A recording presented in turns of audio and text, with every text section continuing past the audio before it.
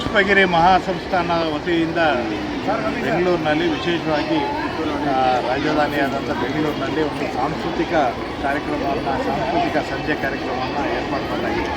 ಪುಷ್ಪಗಿರಿ ಮಹಾಸಂಸ್ಥಾನದ ಅವರ ನೇತೃತ್ವದಲ್ಲಿ ಈ ಥರದೊಂದು ಕಲ್ಪನೆಯನ್ನು ಅವರು ಹೊಂದಿದ್ದಾರೆ.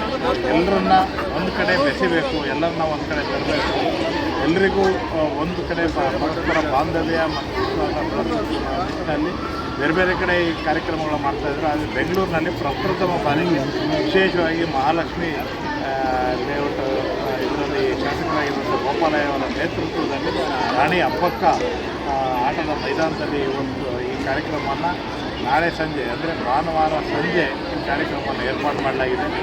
ಎಲ್ಲ ಬಂಧುಗಳು ವಿಶೇಷವಾಗಿ ಈ ಕಾರ್ಯಕ್ರಮಕ್ಕೆ ಬಂದು ಆಗಮಿಸಿ ಇದನ್ನು ಯಶಸ್ವಿಗೊಳಿಸಬೇಕು ಅಂತೇಳಿ ವಿನಂತಿ ಮಾಡ್ತಾರೆ.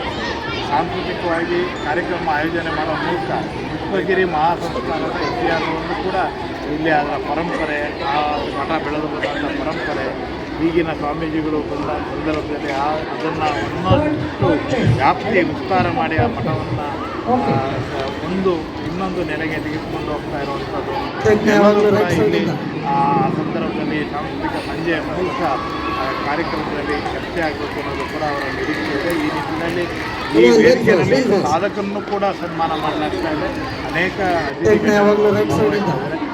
ಗೋಪಾಲಯ್ಯ ಅವರ ನೇತೃತ್ವದಲ್ಲಿ ಎಲ್ಲ ಕಾರ್ಯಕ್ರಮವನ್ನು ಆಯೋಜನೆ ಮಾಡಿರುವಂಥ ಎಲ್ಲ ಸಂಘಟಕರಿಗೆ ಹಾಗೆ ಪುಷ್ಪಗಿರಿ ಮಹಾಸಂಸ್ಥಾನದ ಸ್ವಾಮೀಜಿಗಳಿಗೆ ಮತ್ತೊಮ್ಮೆ ನಾವು ಅಭಿನಂದನೆಗಳನ್ನು ಸಲ್ಲಿಸ್ತೀವಿ, ವಂದನೆಗಳು ಸಲ್ಲಿಸ್ತೀವಿ. ನೀವೆಲ್ಲರೂ ಬನ್ನಿ ಈ ಕಾರ್ಯಕ್ರಮದಲ್ಲಿ ಭಾನುವಾರ ಸಂಜೆ 24 ನಾಳೆನೇ ಭಾನುವಾರ ದಯಮಾಡಿ ಎಲ್ಲರೂ ಬರಬೇಕು ಅಂತೇಳಿ ವಿನಂತಿ ಮಾಡ್ತೀವಿ.